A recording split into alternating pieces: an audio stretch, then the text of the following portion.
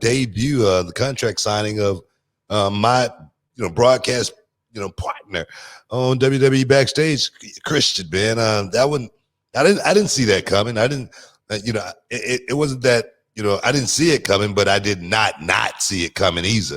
It was one of those type of deals. Christian always been, pretty much a guy that, ride his own ship as far as, okay, if it's not working out for me here, let me go try it out over there. Maybe the grass is greener on the other side. Or because he went to TNA. Yeah. Or maybe I just need, a change up, as well as Christian, after you saw him on the Rumble, Christian still looked, relatively still pretty good.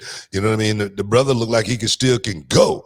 And that's the thing right there with he's my brother, man. Me and Christian, we tight like that, man. We really are, man. And Christian, there we was talking about it, like with Paul White. Some guys, man, they still feel like they got something left in the gas tank, and they want to go. They don't want to be told that, nah, man, you can't do this. And trust me, I understand that. I remember back in the day, me and a friend of mine, Nick Patrick, Brian Hildebrand, referee, God rest his soul. We used to go on the road and we used to go through Kansas City, and every time we went through Kansas City, we would stop at Harley Race's house, and Harley Race, his wife would make us dinner.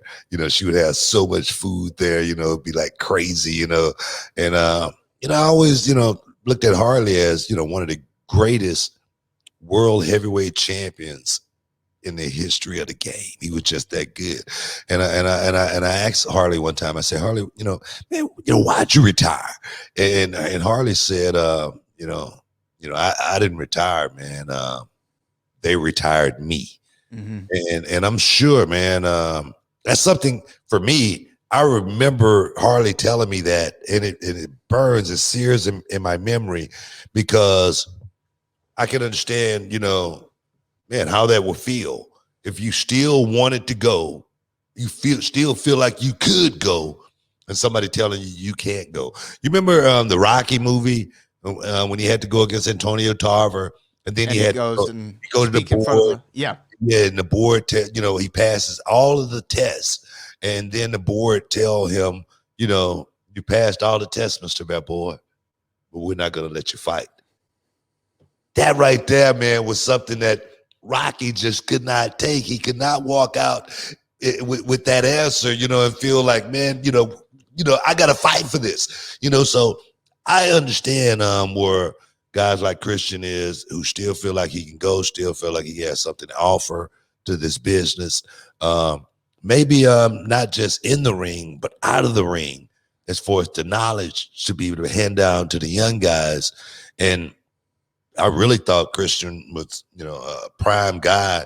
I don't know if he wanted to do it in WWE, but I do know that a lot of those guys down there in the developmental and, in the PC, man, to listen to Christian in his mind, the way just get into his mind, the way he thinks about this business, you would learn so much. I always tell the story about, every time I was in a 6-man or any type of match where it was more than, one guy and myself and Christian was in the ring, I would never think about what to do. I would always go to Christian and say, Christian, what am I doing tonight? He would say, okay, you're going to do the spinneroonie right here.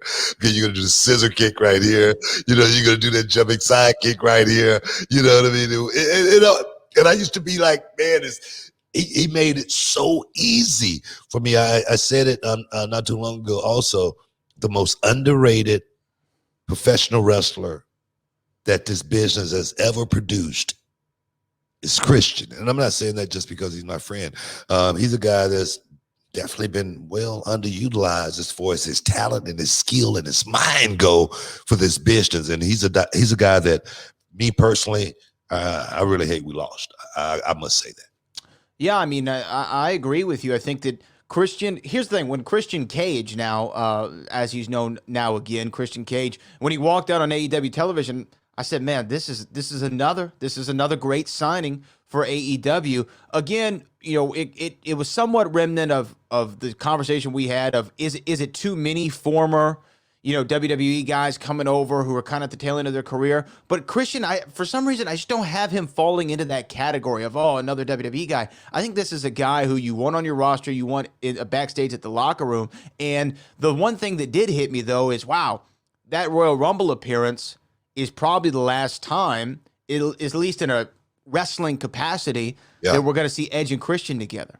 Yeah. You know what I mean? Like that was the last time you're going to see them. Edge has another 2 years or a year and a half on his deal. Christian apparently signed a multi-year deal with AEW, according to Tony Khan. So that's probably the last time that we're going to see them both. But he came back looking in extraordinary shape. And for him to be on the AEW roster, I wonder, does this mean that we lose him on backstage? I was just thinking about that as well. You know what I mean? That new Gen X Total T definitely once it kicks in, man. He called your man, what's my man's name? Frank. You can go, man, once you get that in you, man. But what was your question?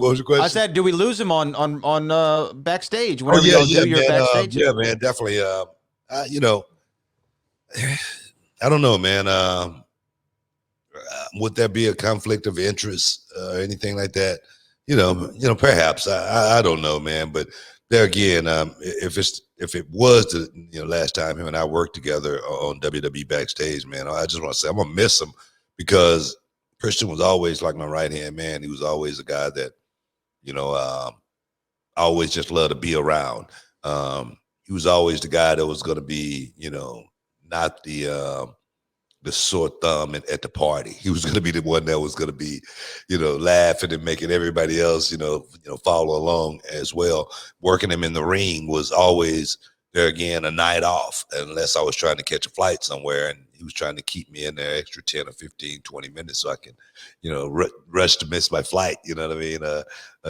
Catch it or one of the two, but he was always a guy that was always down, man, for going out and doing Shakespeare, making the fans feel a certain way when they walk away. I must say, Christian is the guy who's taking everybody's finisher better than everybody else. Who do you think Christian's first angle is going to be with? It's a great question. Right now, I was thinking about it. Is Christian going to be a heel or babyface? I think he's got to be a babyface, right? I think he's got to be a babyface. Why? Why is that? I guess he doesn't have to be. Normally, like when you're the debuting talent and you're coming back to the ring and you're in the new company, you're kind of a de facto baby. But I think that Christian, to get started, he'd probably like to work with somebody who he has some familiarity with. So there's two names that come to mind. We know that Matt Hardy's there. Big money Matt Hardy. He just ended his feud with Adam Page, so it kind of makes sense. He's available. He's open. And also the other one that comes to mind is Cody Rhodes. Cody Rhodes just kind of wrapped up business with Shaq. He's still out. They just threw him in a random ladder match last night, Cody Rhodes. They don't really have anything for him right now. Well, if he goes against Cody, he's going to be a heel, right? Perhaps. So he could turn, or in a circle. There is Chris Jericho.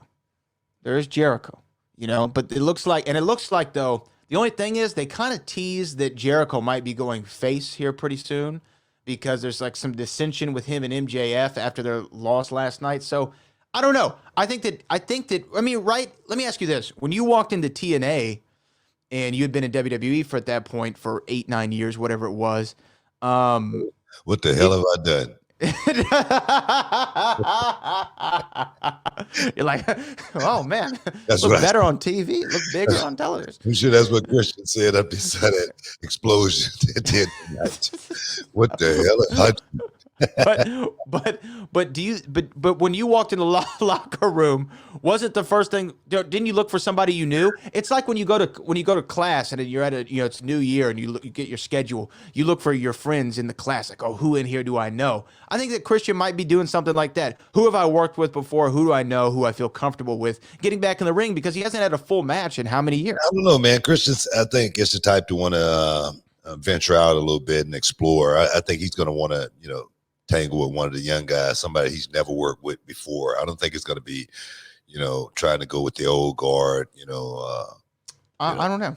I just don't see that. Matt Hardy, I think that we've seen that match before. The Jericho. We've seen that. We've seen all of the matches that you're talking about, but I think. Well, who do you want to see? I can't say, man. I don't know. I don't. Maybe Scorpio Sky. no. The one guy I think Christian would have a really really good thing with right off the bat is what's the kid that put it, got his hands in his pockets?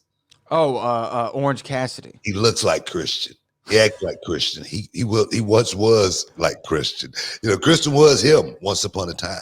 So I see something like that happening for me, and getting something out of it. Also, Miro's on the table. I don't think they've ever worked together. That was before Christian. That's the old guard. That's the old not guard. the old guard. Rusev's been around for what, 5 years? Nobody 6 years?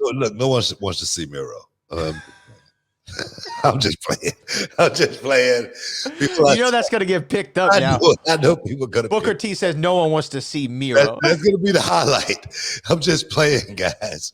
But no, I think Miro against Christian. I think Orange Cassidy against Christian, and I'm sure the people in the chat they agree with me. Orange Cassidy, Christian, that match right there is almost like a dream match for a lot of these millennials that's watching the show right now. What's up, this Booker T, two-time Hall of Famer? I know you're checking out The Shine, checking out The Gloss. I want to thank you guys for checking out Row on YouTube. Hey, don't forget to click and subscribe to check out all the latest content right here each and every week. Now, can you dig that, sucker?